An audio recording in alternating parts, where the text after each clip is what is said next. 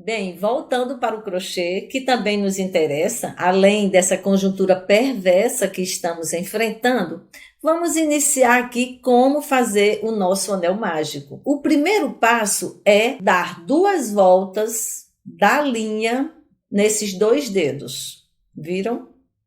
É assim que a linha deve ficar, com uma ponta maiorzinha aqui embaixo. Segura bem essa ponta aqui atrás com o dedo mesmo, forçando um pouquinho o dedo. Ponta grande mesmo está do novelo, das rachadinhas da família mais unida do Brasil. Finalmente, a Justiça autorizou a quebra de sigilo bancário e fiscal do vereador Carlos Bolsonaro, lá do Rio de Janeiro. Aliás, ele é do vereador do Rio, mas não vai para as sessões, já notaram isso? Pois é, ele e a sua madrasta estão sob vigilância. E dizem que a Ana Cristina, a madrasta dele, era responsável pelo recolhimento do dinheiro das rachadinhas. O dinheiro que era usurpado dos cofres públicos e que ia ser lavado em variedades de investimentos, como compra de imóveis e fábrica de chocolate. Eles jamais imaginavam que iriam cair na rede, mas caíram. Vamos segurar essa. Bem, mas vamos voltar para o anel, que eu comecei ensinando, né? Vamos lá. Depois das 2 voltas, nós vamos pegar a nossa agulha, e aí a agulha que você está trabalhando, de acordo com a linha que você está trabalhando, com a peça que você vai desenvolver, tá? Não tem regra sobre isso. Vamos pegar a nossa agulha e puxar a primeira linha que nós fizemos. Puxa, desculpa aí, caiu aqui meu dedo. É um pouquinho difícil, mas com a prática a gente vai conseguindo. Aliás, como tudo na vida, né? Quanto mais se pratica, mais fica legal. Puxamos a primeira linha.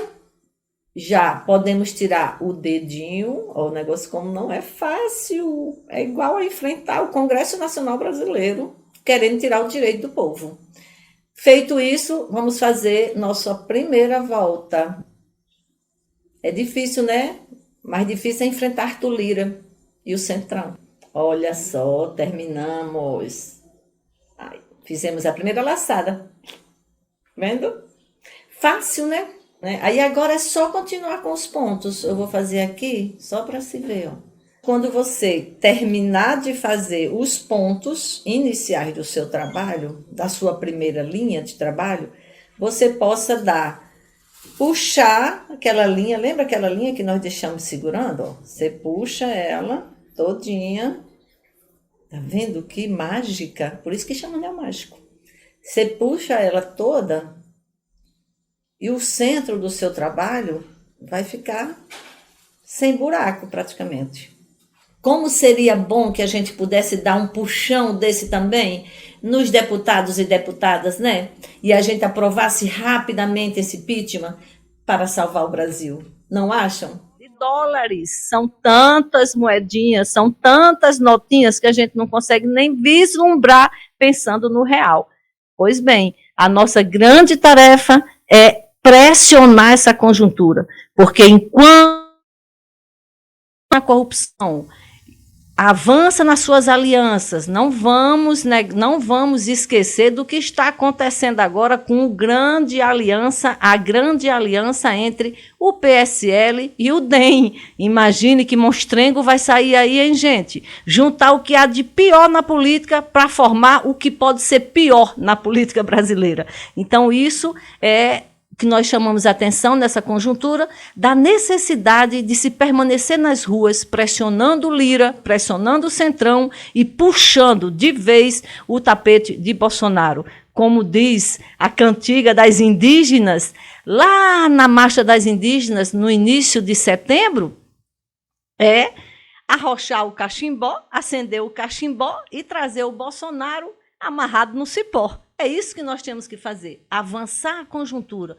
Não podemos deixar nas mãos do Centrão, da grande aliança que se forma agora do PSL com o DEM, na fusão de um partido que a única coisa que vai fazer é aprofundar a negociata na mercearia que é o Congresso Nacional Brasileiro. Então, pessoal, toda semana vamos estar refletindo sobre a nossa conjuntura e reforçando a importância da luta nas ruas. Somente o povo nas ruas pode impedir a continuidade desse governo e desse projeto genocida para o nosso país. A CPI avança, na próxima semana deve estar sendo fechado o relatório e, com certeza, o Brasil vai ter que dar uma resposta ao que aconteceu com centenas de milhares de famílias que perderam pessoas, que perderam os projetos, estão de luto, não apenas pela morte, mas pela falta de perspectiva. E é por isso que nós estamos aqui hoje, com o nosso Cronchetando, no nosso programa, no Megafone Lilás, reforçando a importância de se fortalecer a luta nas ruas contra esse grande acordão que continua protegendo o que tem sido de pior no governo brasileiro, que é o governo Bolsonaro. Fora Bolsonaro!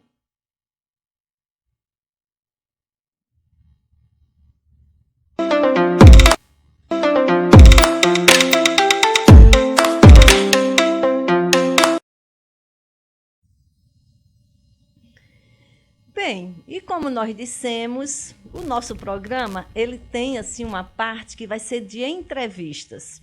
E essa hora nós chamamos de hora da fofoca. Isso porque, segundo Silvia Frederici, a fofoca era um momento, há muito tempo atrás, era um momento em que as mulheres das comunidades se encontravam, conversavam entre si, conversavam sobre seus medos, sobre os perigos, sobre aquilo que estava lhe agoniando, sobre os riscos que existiam na comunidade. Aquele momento era considerado um momento de solidariedade entre as mulheres, de amizade, de confiança, de construção de suas saídas. E aí o nome que se dava era fofoca.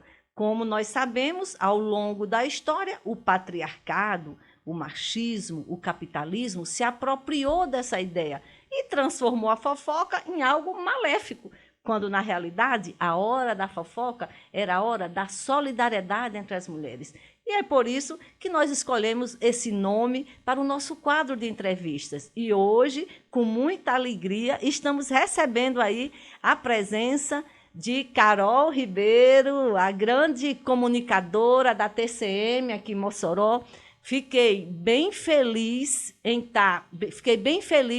convidá-la e ela ter aceitado, porque eu sei também, Carol, que sua vida deve ser assim, uma agitação. Mulher, mãe, comunicadora, uma pessoa que vive, né? Porque, afinal de contas, a vida da mulher não é só batalha, nós temos também que ter nossas liberdades. Então, muitíssimo obrigada de estar aqui. Eu estou bem feliz. Eu lhe acho uma pessoa muito inteligente. Fiquei muito feliz em você ter aceitado esse convite em estar aqui com a gente nesse dia. Então, agora você pode dar as suas boas-vindas e a gente começar a nossa fofoca. Sou eu que agradeço, viu, Thelma, o convite. Fiquei muito honrada porque achei super interessante essa ideia do Megafone Lilás e adorei agora saber do nome, né? Agora, Thelma Gugel me elogiando, dizendo que eu sou inteligente, imagine. Tenho tanto a aprender aqui. Passei 10 minutos que eu estou aqui, já aprendi um monte de coisa.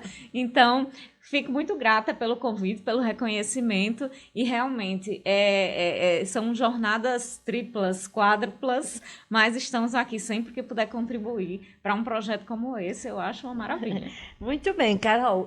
Logicamente que eu fui conhecer um pouco sua vida, né?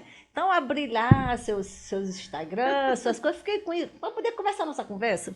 E eu vi que você fez jornalismo em Natal. Isso. Aí me veio aquela pergunta, você é da onde mesmo, mulher? Eu acho difícil responder essa pergunta, porque hoje eu me considero norte-riograndense, sou potiguar. Mas ainda nem sei dizer se eu sou natalense ou moçoroense, viu? Porque, na verdade, Thelma, eu nasci em Recife, mas a minha família ela é cearense. Nasci em Recife porque, por aquela ocasião, meu pai era concursado do Banco do Brasil e estava lá. E aí, com 4 anos, meu pai faleceu e nossa família voltou ali para o Juazeiro do Norte, que é realmente a minha cidade de origem familiar. Morei lá por 10 anos, mas na adolescência vim para Natal. E aí todo mundo pergunta, por que Natal? Eu tinha alguns tios também que moravam em Natal, e naquela época Juazeiro ainda não era a cidade universitária que é hoje. E minha mãe chegou na época dos meus irmãos cursarem o terceiro ano do ensino médio, que na verdade, que no tempo era segundo grau, né? E aí ela escolheu Natal porque ela não, o pessoal sempre tinha a opção de ir para a capital, né? Fortaleza, mas ela preferiu Natal por ser uma cidade menor. Ela não gostava de cidade grande e tudo. E foi assim que começou a minha história aqui no Rio Grande do Norte em 1996. Então, por isso que hoje eu me considero potiguar. Ah, que bom que você veio parar aqui, hein, menina? E como é que foi essa sua aproximação com o jornalismo? Da onde foi que saiu assim, deu assim um clique assim você? Como foi? Foi um clique mesmo, porque eu era super tímida. Não gostava de falar em público, tinha muita dificuldade de me comunicar. Nem imagino fazer isso, hein? jornalismo. Mas eu tinha muita facilidade de escrita, eu me comunicava através da escrita, né? Essa parte da fala veio depois. E eu gostava muito de leitura. E na hora de escolher a opção, né, do vestibular, o que me identifiquei com muitas leituras foi realmente o jornalismo. E eu sempre gostei muito de cultura também. Quando eu entrei na faculdade, eu entrei com o pensamento de trabalhar com cultura, com audiovisual, questão de cinema, né? Aí ao longo da vida os caminhos vão aparecendo, outros caminhos para a gente, mas essa questão do audiovisual realmente foi o que me atraiu mais no jornalismo. Então, eu lembro que na minha formação me chamou muita atenção a leitura sobre o comunismo, né? Então, a aproximação com o marxismo, com o comunismo, teve muito a ver com a minha formação de assistente social no início dos anos 80. Qual foi o diferencial na sua formação? Você poderia considerar assim, aquilo marcou a sua formação profissional? O que me marcou muito, realmente, foi essa questão da comunicação de massa, né? A questão da semiótica, do que a gente pode encontrar de semiótica no audiovisual, de comunicação para a massa. E eu gostava muito do cinema, mas ao longo dos estudos na faculdade, eu fui me identificando com a televisão nesse aspecto, né? Do que é que tudo que está sendo produzido e comunicado ali, quantas pessoas podem alcançar. E, inclusive, a gente pode ver até do ponto de vista mais chamado de maléfico, né? Do que é que pode, de como pode dominar a massa, de como que a comunicação pode dominar a massa e pode formar opiniões e pode comandar ali, e é justamente isso que a gente vê principalmente na política, né? Exato. Na política e no jornalismo político que a gente acompanha principalmente na grande mídia. Mas o que me atraiu foi isso. O meu objetivo em trabalhar com televisão era esse, era simplificar as ideias para a grande massa, para o maior número possível de pessoas.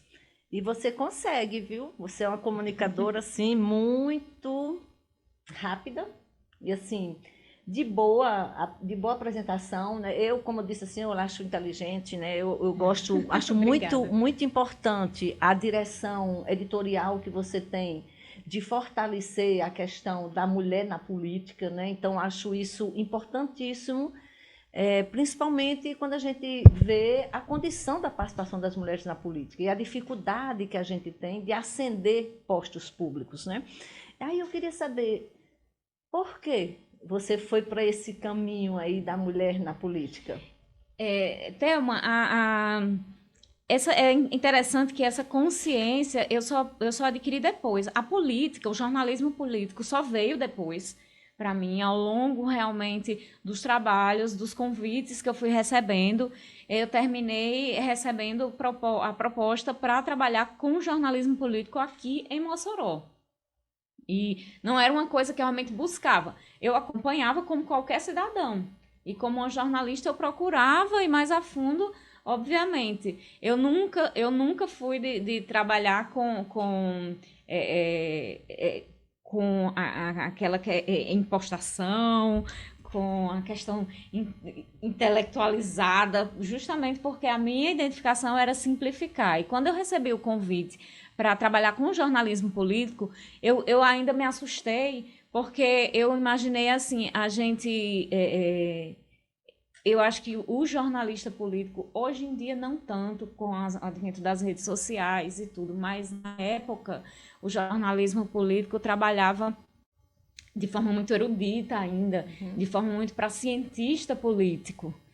E não era a ideia que eu tinha de trabalhar com jornalismo na televisão. Eu queria realmente levar a informação para as pessoas, para todas as pessoas, e não somente para aquele estudioso da academia, por exemplo, que já acompanha a política, que já entende o que é que está acontecendo no sistema político.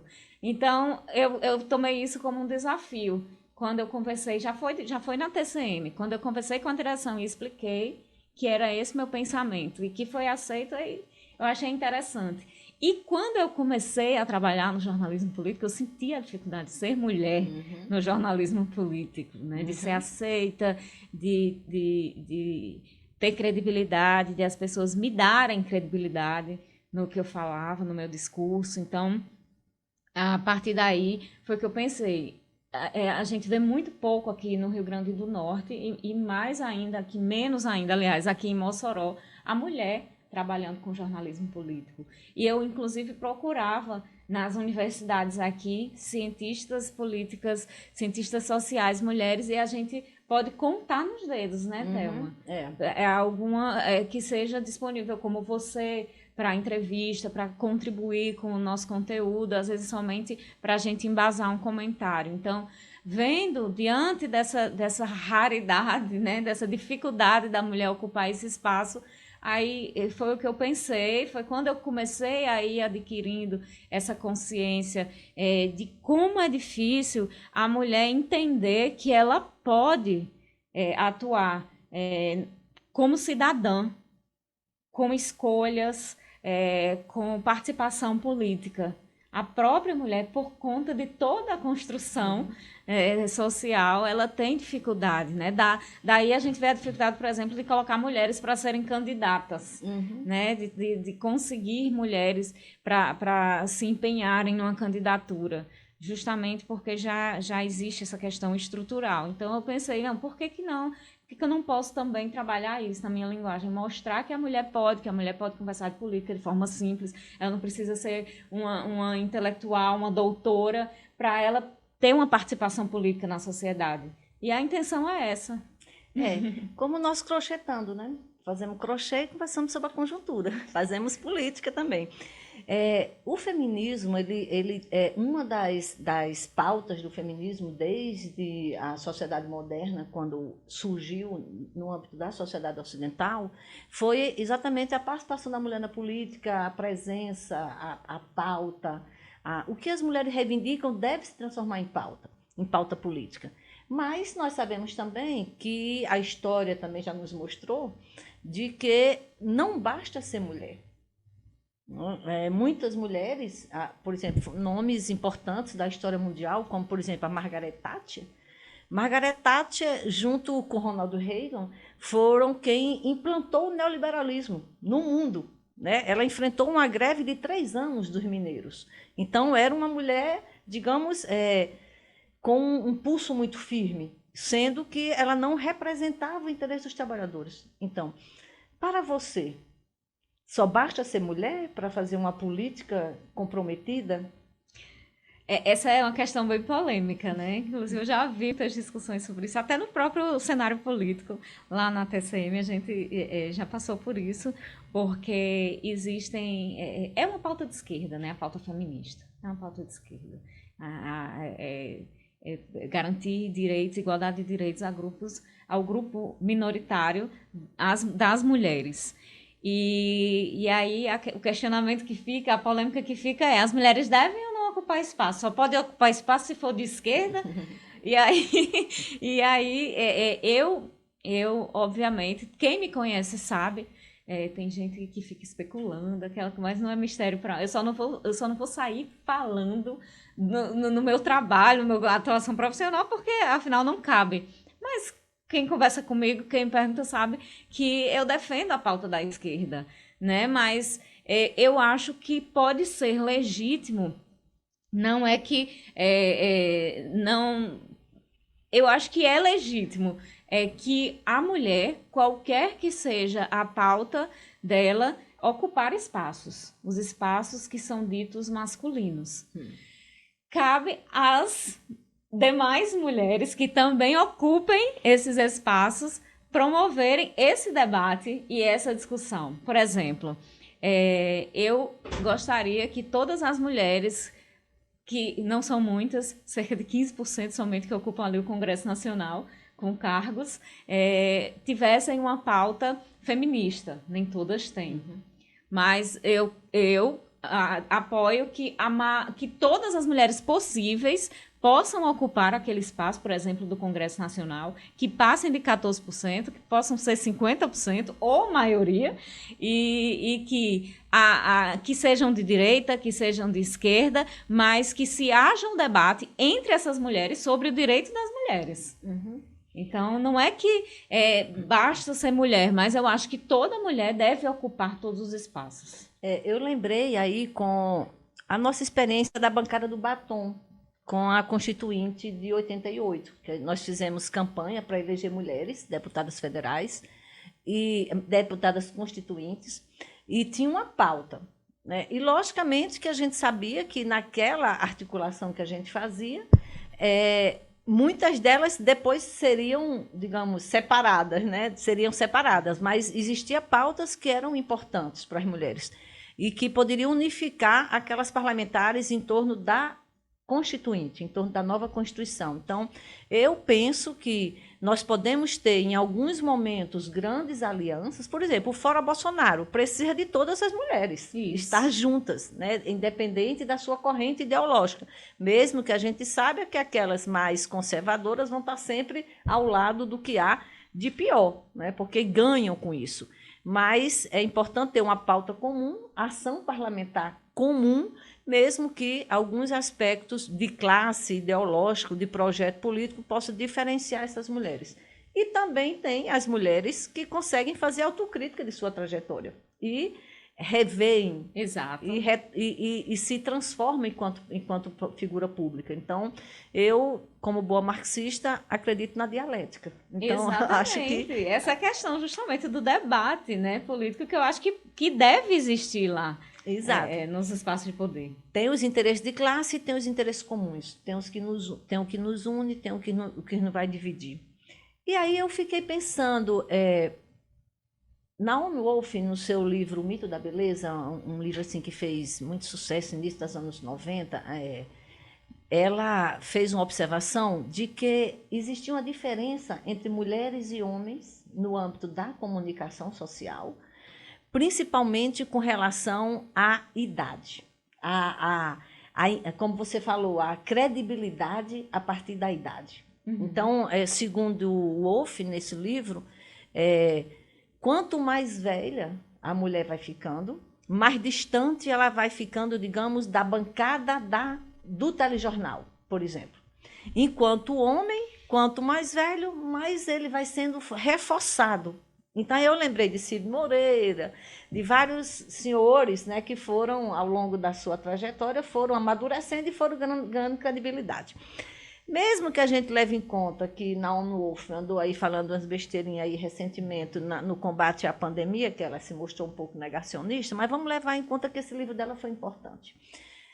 Você acha que isso ainda é real hoje? Existe essa diferença? Você andou falando aí que teve dificuldade de se afirmar enquanto uma comunicadora da política. Então, como é que é isso? E aqui em Mossoró, só pra gente. Só pra gente, e a internet. Thelma, existe. A mulher é vítima desse padrão de beleza, né, que foi criado, e eu acho que a idade tem a ver com isso. O homem, quando é mais velho, ele tem mais experiência, mais conhecimento. A mulher, quando é mais velha, tá velha, tá doida. Essas coisas que ela tá falando não tem nada a ver. Já cheguei, inclusive, a ouvir isso de alguns comentaristas em nível nacional. Existe muito, né? E tanto é que a gente vê também na mídia nacional, as mulheres quando vão ficando mais velhas, para elas manterem aquele espaço que elas conquistaram, tem toda aquela questão eu chamo de fantasia, né?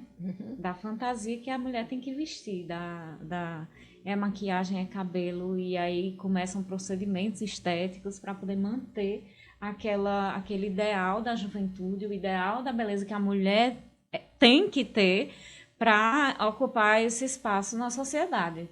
Existe muito, e existe aqui em Mossoró também.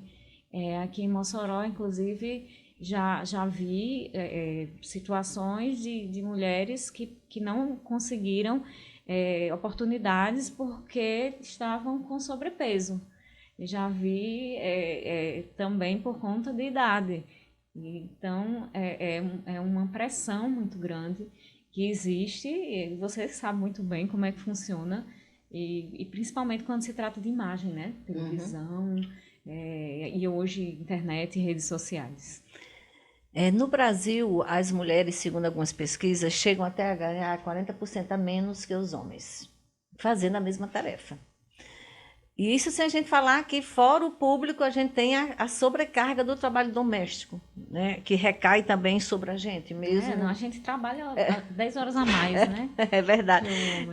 Então, como é isso na área de comunicação? E em Mossoró? As mulheres na comunicação ganham bem? Têm possibilidade de carreira?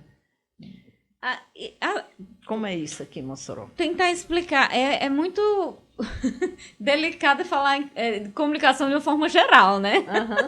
Principalmente aqui no Rio Grande do Norte. Para você ter ideia, Thelma, o jornalista potiguar tem o pior piso salarial do Brasil. Nosso piso salarial é de R$ 1.760. Então, já é complicado. E aí vai afunilando, né? Jornalista do Rio Grande do Norte já passa por dificuldade. E a mulher, então, mais ainda.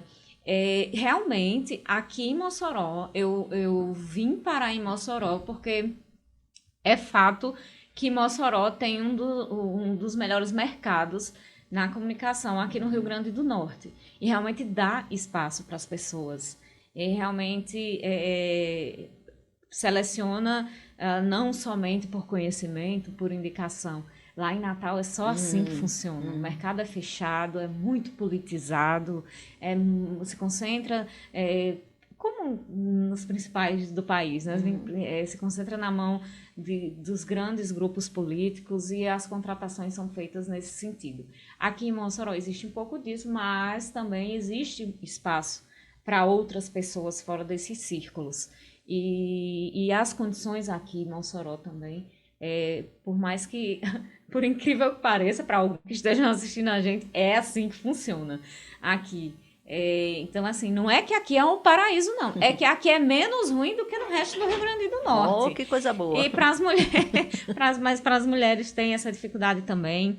E quando a gente coloca numa balança a mulher e o homem jornalista, a situação é a mesma, tanto em relação a salário quanto em relação a espaço. É muito flagrante isso. Não tem, às vezes, nem disfarçam. Quando tem uma mulher e um homem, o homem sempre vai receber o elogio da inteligência e a mulher da beleza. É por isso que eu vou elogiar sempre aqui. Muito obrigada.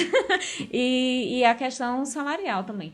Em um determinado local, em uma determinada situação, eu já cheguei a ganhar muito parecido a um colega trabalhando por 8 horas e um colega que trabalhava 2 horas. Então, é mais ou menos assim que se coloca na balança. Isso me fez lembrar que em vários setores sociais as mulheres estão se organizando, reivindicando a igualdade. Então, a gente vê aí no mundo da indústria cinematográfica, mundialmente, as jogadoras de futebol, Marta, aí a 6ª vez, a melhor do mundo, não ganha igual a Neymar, Pois é. Né? E passa Então, por dificuldade, reivindica aí que os patrocínios A questão do também, né, patrocínio. sejam iguais, né, para homens e mulheres, né?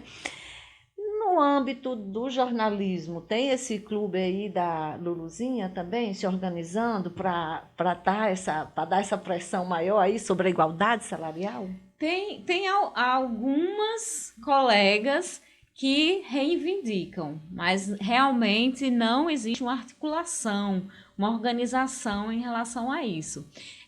Às vezes as ideias afins se encontram e aí existem uniões pontuais para algumas reivindicações pontuais, mas uma organização realmente não existe. Eu sei que eu sou tida como a briguenta, né? Porque a mulher que reivindica seus direitos, que questiona, é briguenta. Ela não é assertiva, ela é briguenta. Eu sou a briguenta da história, realmente. Eu sempre estou questionando, eu sempre vou tentar saber por que aquilo está acontecendo daquele jeito. E eu até mudei, viu? Eu tô mais calma hoje. Mas não já tem uma dificuldade pessoal da minha personalidade e acho muito que eu vou estar me negligenciando se eu deixar certas coisas passarem sem ao menos questionar, por mais que eu não consiga. Mas eu acho que a gente tem que questionar sim. Como diz Tchê, né? Aí que endurecer sem perder a ternura jamais. Bom, eu sei que você tem seu compromisso aí com a TCM. Obrigada aí a liberação desse horário. Então, vamos finalizando nossa conversinha e com algumas perguntas rápidas. Tá certo, a conversa tão boa. Você já se sentiu assim constrangida em alguma matéria que você teve que cobrir, alguma entrevista que você teve que fazer? Você já se sentiu assim, com algum mal-estar, uma vontade de sair de perto de quem você estava entrevistando? Já, muito. Não quero que diga o nome, mas pode contar o fato. Uma entrevista com uma das militantes na época do impeachment de Dilma Rousseff que se acorrentou ali numa das colunas do Palácio do Planalto pelo impeachment. Essa foi a entrevista que eu fiquei mais constrangida. Teve alguma situação engraçada que você quase não conteve seu riso assim na hora da entrevista? Muitas, quase todo dia, porque eu sou muito fácil de rir, então eu realmente, quem acompanha o cenário político sempre vê que e o programa da rádio também, já sabe que eu tô rindo toda hora, com o que acontece no bastidor, com algum entrevistado. Por exemplo, o juiz Herval Sampaio, ele mesmo sabe que eu acho aquele jeito dele expansivo. Durante a entrevista, naquela época de 2012, que ele dava muita entrevista, realmente tinha hora que no meio da entrevista eu começava a rir, por conta do jeito dele. Não que o que ele estivesse falando tivesse algum motivo para a gente estar banalizando, mas a forma expansiva eu me acabo de rir. E você? No ar. Qual é seu signo? Aquário. O mesmo da minha filha Lua. E aí, é bom? Os aquarianos são legais? ela pensou. São. Uma notícia que você não gostaria de ter dado. Eu vou continuar sem dar. Ninguém nunca vai saber a notícia que eu não gostaria de ter dado. Ainda está muito atual. Entendedores entenderão. Sim. E uma notícia que me deixou bastante alegre. Bastante alegre? Meu Deus, que pergunta difícil. Ai, que bom, vou dar essa notícia ao povo da TCM. Meu Deus, eu tenho que puxar na memória. Eu não tô lembrando disso, que me deixou muito alegre. Meu Deus, meu Deus. Não tô lembrando. Vai lembrando. Vou ficar devendo. Eu acho assim que sempre a gente, depois que a gente passa por várias experiências na nossa carreira profissional, né? Eu, por exemplo, fui professora doutora, agora sou professora de crochê. E a gente fica, no início da nossa carreira, a gente fica assim, bem, com muita expectativa. Eu tenho uma amiga que diz assim, quando ela se forma, ela assim, eu deixei de ser o futuro do Brasil para ser a preocupação da nação, algo assim, né, quando concluiu o curso. Então, eu queria que você imaginasse agora o seu encontro com você no início da sua carreira? Eu procurei uma foto sua, mas não achei para trazer para lhe mostrar. Graças a Deus. O que você diria a você, a essa Carol do início da carreira? Lute. Se solte e lute, porque vai dar certo, mas não é fácil. E agora vamos imaginar que hoje você é uma referência da comunicação, sem dúvida, pelo seu compromisso, pelo seu estilo, pela sua sinceridade, pela sua inteligência. E muitas jovens devem pensar em você.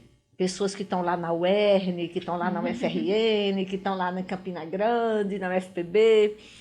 Ai, como eu gostaria de ser como aquela menina. O que você disse para essa menina que está aí iniciando a sua graduação, iniciando sua carreira também? Agora não é mais você se encontrando com você, é você falando com elas. Eu não tinha essa noção até, eu acho que em 2016, 2017, eu fui convidada para uma mesa redonda lá para o curso de comunicação. E foi quando eu tive noção de que isso existe. Com certeza. E que as meninas realmente começam a imaginar que podem trabalhar com jornalismo político assistindo a TCM, assistindo o cenário político. Eu fiquei muito feliz com isso.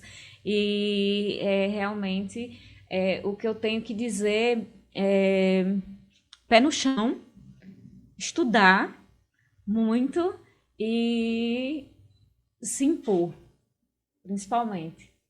Se impor, não amoleça. É basicamente isso.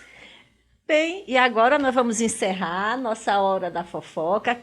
Carol, você está aí com o microfone à sua disposição. Agradecer mais uma vez a você. Você não sabe assim o quanto eu estou feliz, o quanto eu estou assim contente em ter feito essa entrevista com você e ter entrado nesse novo ciclo, iniciado esse novo ciclo com a sua presença aqui.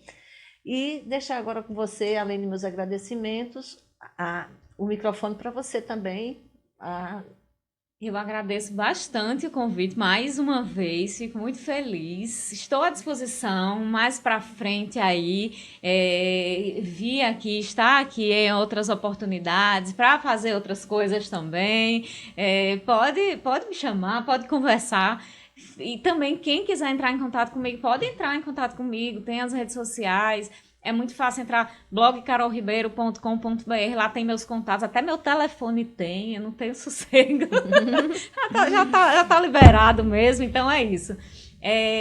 Agradeço e peço pra gente, vamos lá, né? Força, consciência, o próximo ano eleitoral está aí, vamos lutar pela nossa democracia, vamos trabalhar como cidadãos pela nossa democracia, cada um no seu lugar, cada um, seja você que esteja assistindo, que seja a pessoa que mais trabalha no mundo, é a dona de casa, Exato. Ou seja você aí uma mega empresária, mas vamos participar.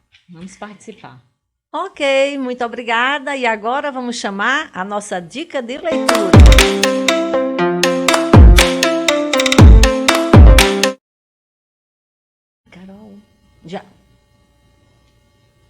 Carol, você já pode sair, minha cara. Desculpa aí, primeiro programa tem dessas coisas, pessoal. Valeu, Carol. Brigadão, minha cara. E agora a nossa dica de leitura. Então, hoje eu trouxe para vocês um pequeno texto.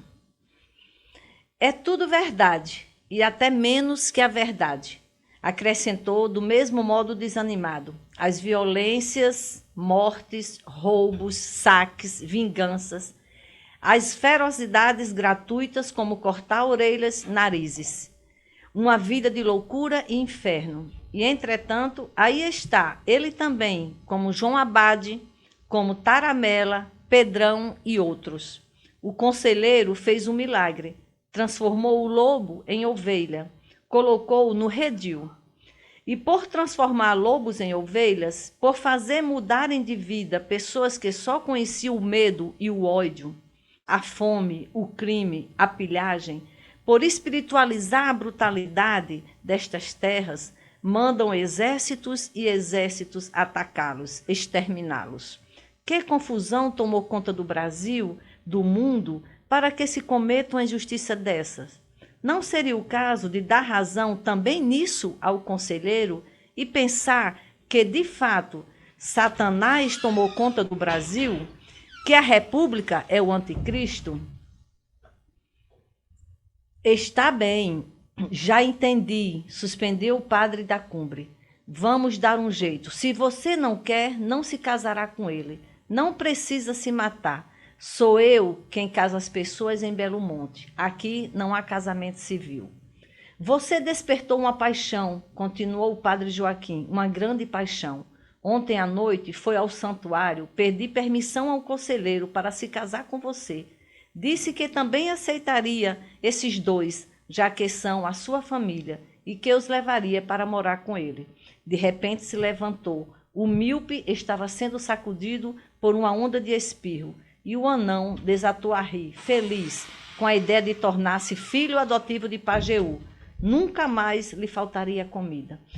Esse trecho é desse livro de Mário Vargas Llosa, A Guerra do Fim do Mundo, um romance épico moderno, brilhante, sobre o massacre da história de Canudos. Né?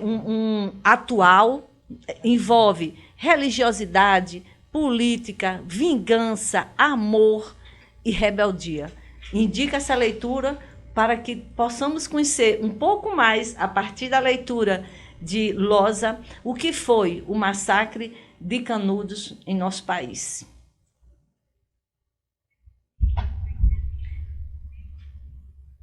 E como nós sabemos também, nós reservamos um tempinho aí no nosso programa para dar dicas históricas do que aconteceu no mundo no dia do nosso programa. E hoje, 5 de outubro, nós temos 2 fatos históricos.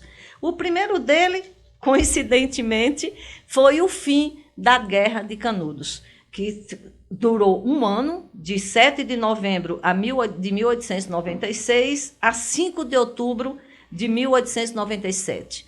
Foi um massacre de mais de 25 mil brasileiros e brasileiras, homens e mulheres que enfrentaram a fome, que resistiram ao latifúndio, que construíram uma sociedade alternativa e que estiveram à frente na resistência à ofensiva dos latifundiários e do exército brasileiro contra o povo brasileiro. Foi um massacre que deve ser sempre relembrado e deve ser sempre homenageado a bravura, a coragem e a resistência do povo nordestino na história de Canudos.